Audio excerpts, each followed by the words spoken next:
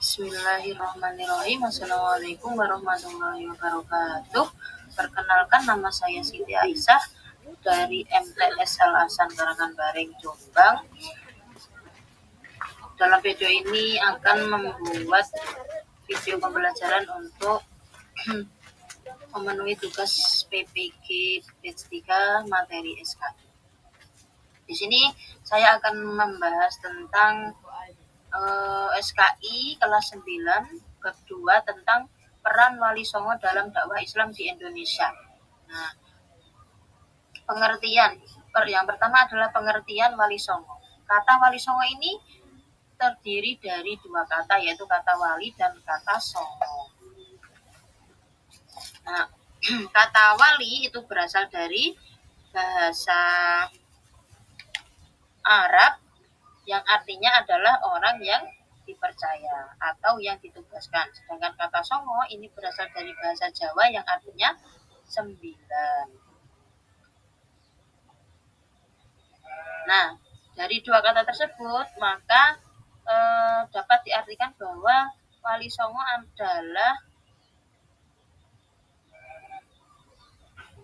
9 wali atau 9 orang yang dipercaya. Adapun secara istilah, Wali Songo adalah sebuah dewan dakwah atau dewan mubalik, organisasi ulama dalam bentuk lembaga dakwah para wali yang berjumlah 9. Nah, yang kedua adalah biografi Wali Songo. Yang pertama adalah Sunan Gresik atau Sunan Maulana Malik Ibrahim. Nama asli Sunan Gresik adalah Maulana Malik Ibrahim. Beliau menikah dengan seorang putri Raja Campa dinasti Asmat Khan, satu bernama Siti Fatimah. Sunan Gresik ini adalah seorang tokoh yang telah mendirikan pondok pesantren yang berada di daerah Leran Gresik, Sunan Tandes, Asia Tengah. Sunan Gresik adalah putra Jamaluddin Akbar Al-Husaini. Beliau dilahirkan pada awal abad ke-14. Yang kedua adalah Sunan Ampel atau Raden Rahmat. Nama asli Sunan Ampel adalah Raden Rahmat. Raden Rahmat disebut sebagai sesepuh para wali.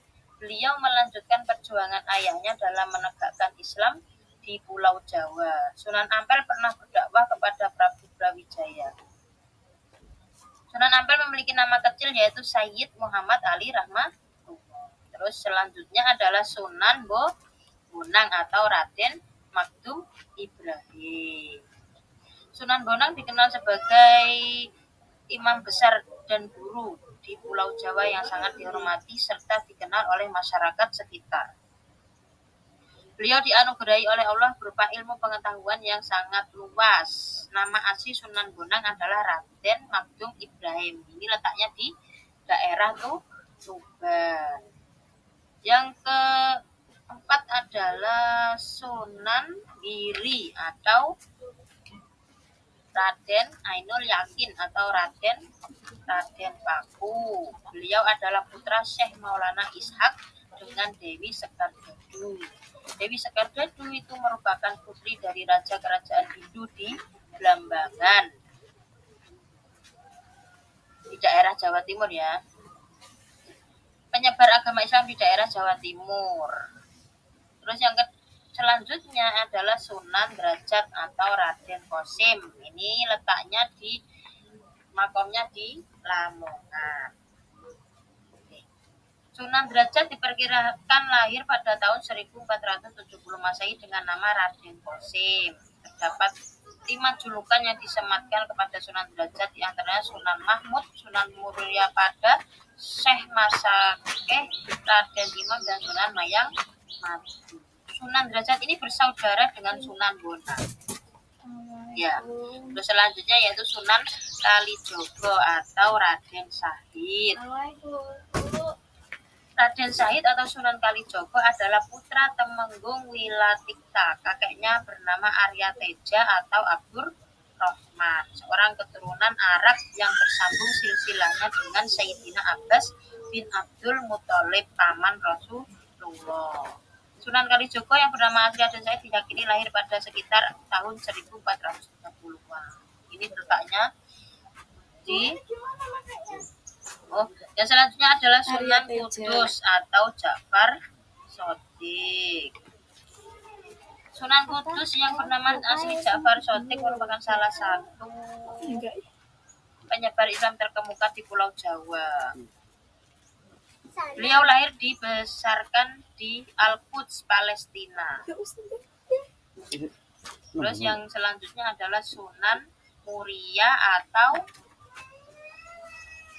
Raden Umar Said. Sunan Muria adalah salah satu tokoh Wali Songo. Sunan Muria adalah putra dari Sunan Kalijogo dengan Dewi Sarok. Beliau memiliki nama asli Raden Umar Said. Kemudian beliau menikah dengan Dewi Roroyono, putri dari seorang ulama bernama Sunan Ngerang atau Ki Ageng Ngerang yang sangat disegani oleh masyarakat. Yang terakhir adalah Sunan Gunung Jati atau Syarif Hidayatullah, letaknya di Cirebon. Beliau adalah putra Syarif Abdullah bin Ali Nurul Alim, seorang penguasa di Ismailiyah Mesir. Ibunya bernama Nailara Santa, putri Prabu Siliwangi, raja kerajaan Pajajaran di Jawa Barat. Terus yang kedua adalah strategi dakwah Wali Songo. Nah, ini ada beberapa strategi dakwah Wali Songo. Yang pertama adalah dakwah langsung dengan pendekatan teologis. Jadi itu di situ ada 5 ya strategi dakwahnya. Yang pertama dakwah langsung dengan pendekatan teologis. Yang kedua pendekatan ilmiah dengan penciptaan permainan anak-anak. Terus yang ketiga berdakwah lewat jalur pemerintahan atau birokrasi. Terus yang keempat dakwah langsung ke masyarakat kecil. Yang kelima memasukkan unsur budaya dalam dakwah Islam. Demikian tadi penjelasan tentang materi SKI bab 2 dakwah peran Wali Songo dalam dakwah Islam di Indonesia. Terima kasih. Mudah-mudahan bermanfaat. Assalamualaikum warahmatullahi wabarakatuh.